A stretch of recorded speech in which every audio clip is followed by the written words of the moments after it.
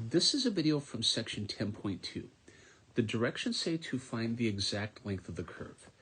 If a curve C is described by the parametric equations x equals f of t and y equals g of t, and notice the restrictions on t.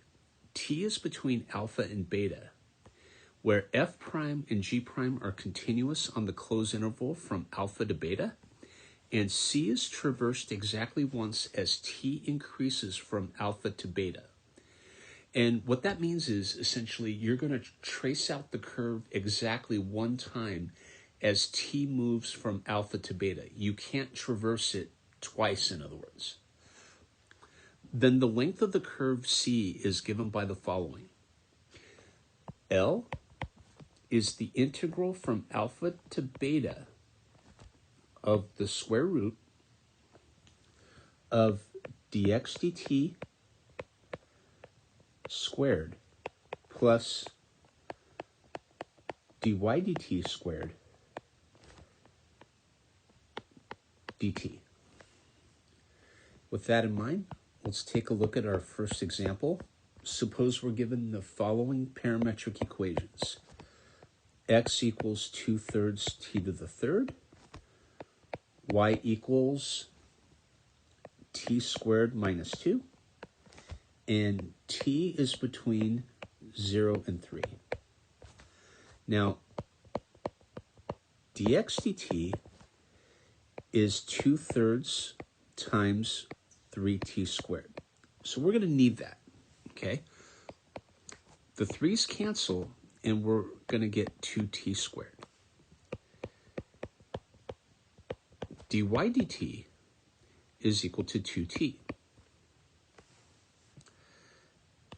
So L is the integral from 0 to 3 of the square root of. Now I'm going to take dx dt and square it. So in other words, I'm going to take 2t squared and square it. And then I'm going to add dy dt squared. In other words, I'm going to add 2t to the second.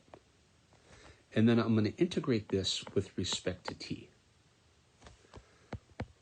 So this is the integral from 0 to 3 of the square root of 4t to the fourth plus 4t squared dt. So what I'm going to do is I'm going to factor out a 4t squared within the radical. So I get the integral from 0 to 3 of the square root of 4t squared times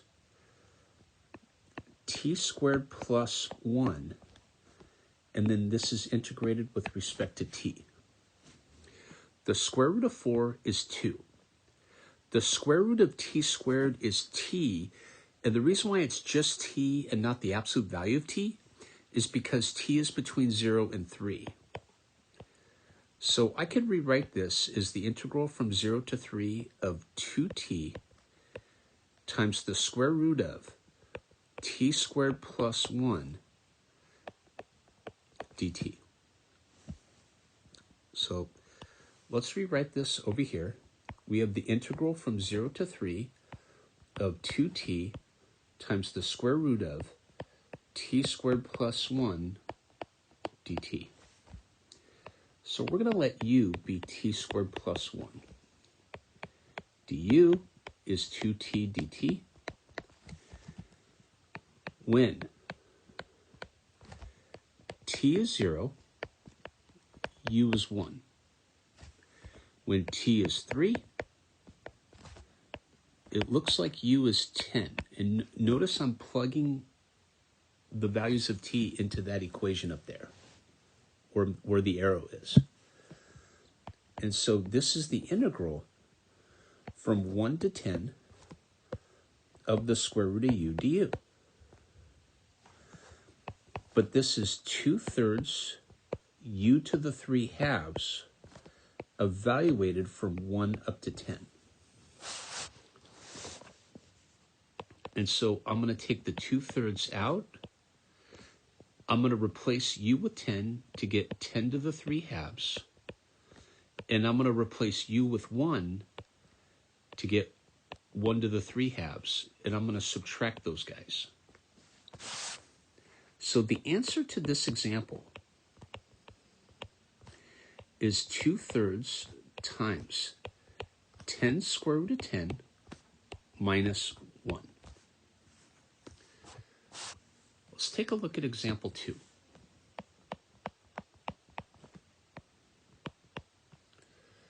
Suppose I had the following. X equals e to the t minus t. Y equals 4e to the 1/2 t. And t is between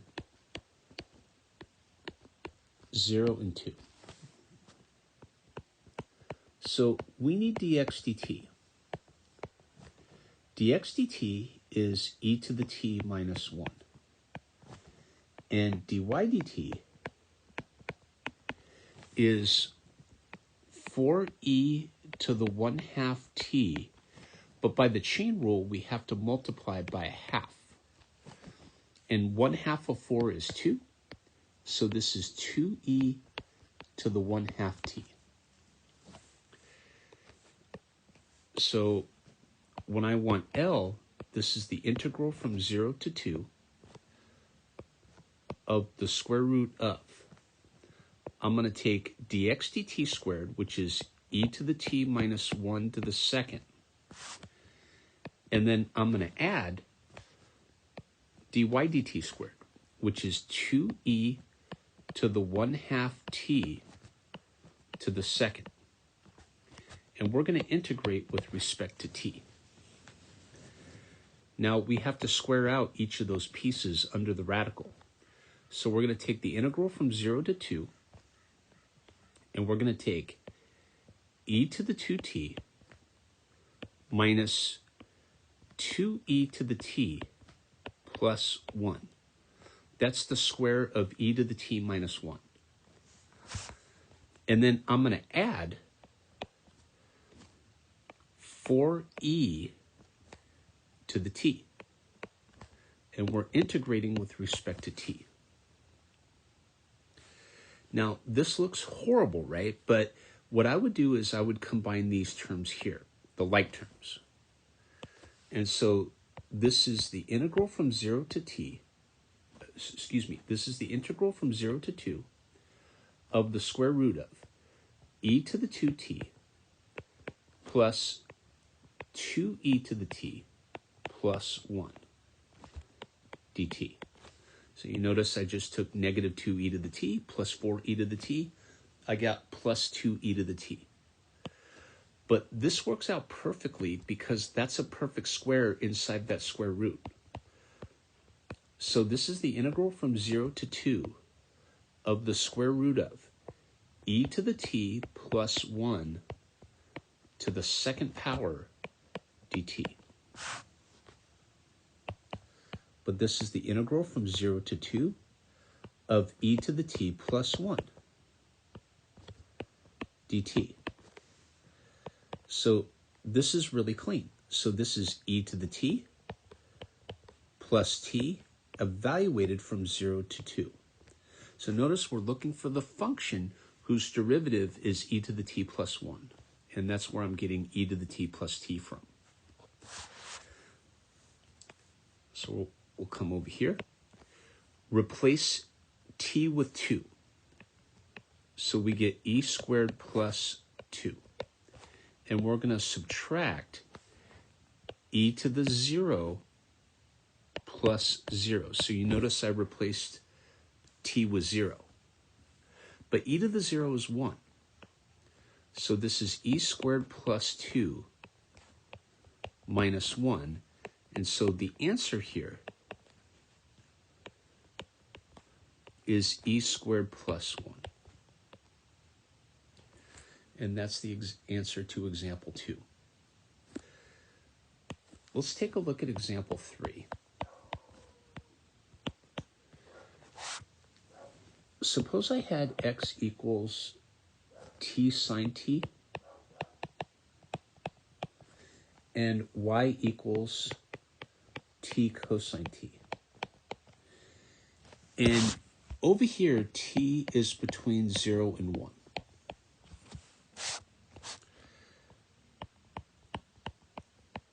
Now we're going to do a little bit of legwork here because there's a lot of terms involved. dx dt is the following. We need to do the product rule.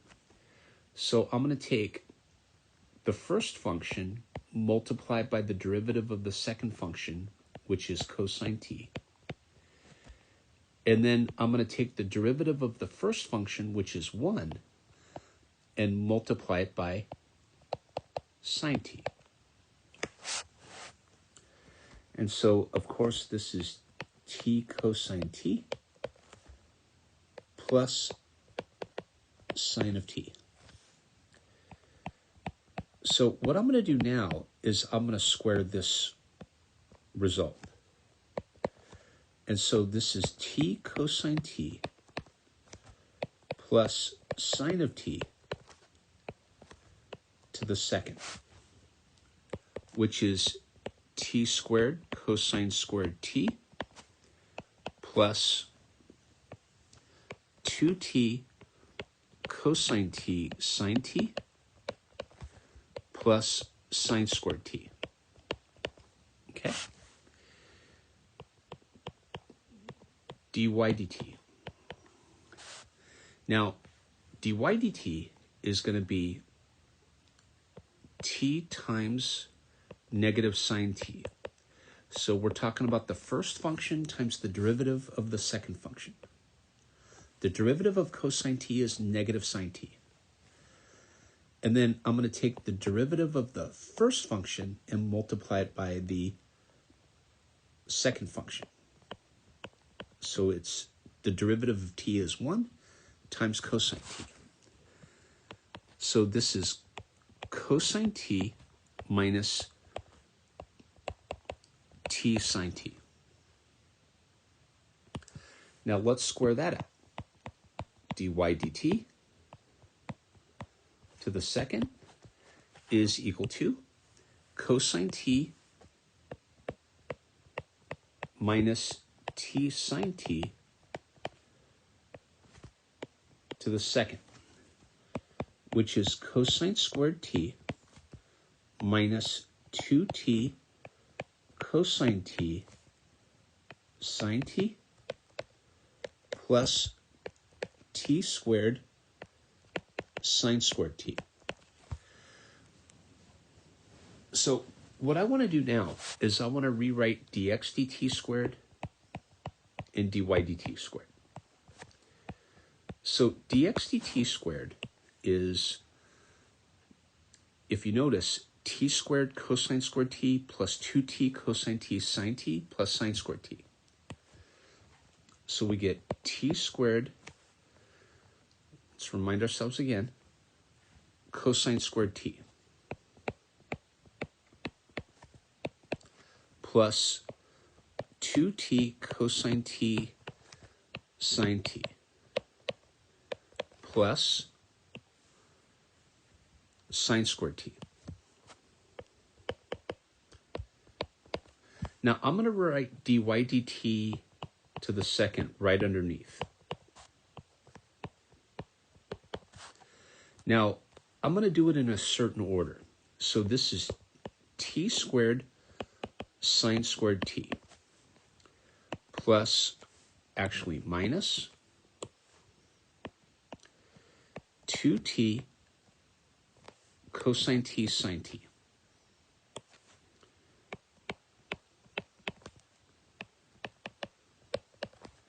plus cosine squared t. We're almost set. This is going to be nice. Now, what I want to do is I want to take dx dt squared and I'm going to add dy dt squared. So this is cosine squared t plus sine squared t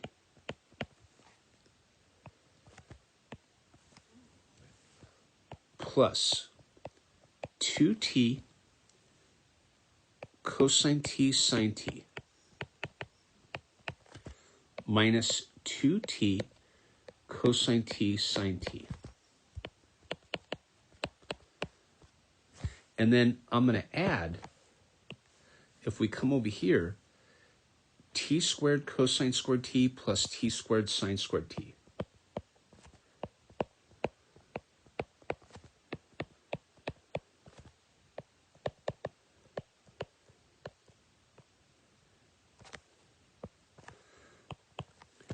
These terms cancel. Cosine squared t plus sine squared t is equal to 1. And then I get t squared. I'm going to factor out and get cosine squared t plus sine squared t. But this is 1 plus t squared after all that work. So therefore, we are now ready to find the arc length. So L is the integral from 0 to 1 of the square root of t squared plus 1 dt. So we're going to solve this by trigonometric substitution. So I'm going to draw a right triangle here. I'm going to label the legs t and 1, and the hypotenuse is the square root of t squared plus 1. So if you notice, the angle theta is right here. This allows me to say tangent theta is t over 1. So dt is secant squared theta d theta. And the square root of t squared plus 1 is equal to secant theta. Okay? Now, when t is 0, theta is 0. When t is 1, theta is pi over 4. Therefore, L is the integral from 0 to pi over 4 of secant cubed theta d theta. Okay? Now, in Chapter 7, we learned that the integral of secant cubed theta d theta will be the following. It'll be 1/2 of secant theta tangent theta plus natural log of secant theta plus tangent theta. And then we're going to take this and evaluate from 0 up to pi over 4. So let's first plug in pi over 4. So this is secant of pi over 4, tangent of pi over 4. And when I say plug in pi over 4, I'm saying replace theta with pi over 4. And we're going to add natural log of secant of pi over 4 plus tangent of pi over 4.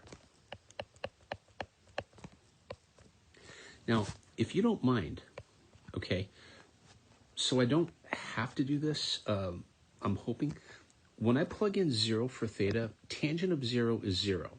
So we don't have anything there.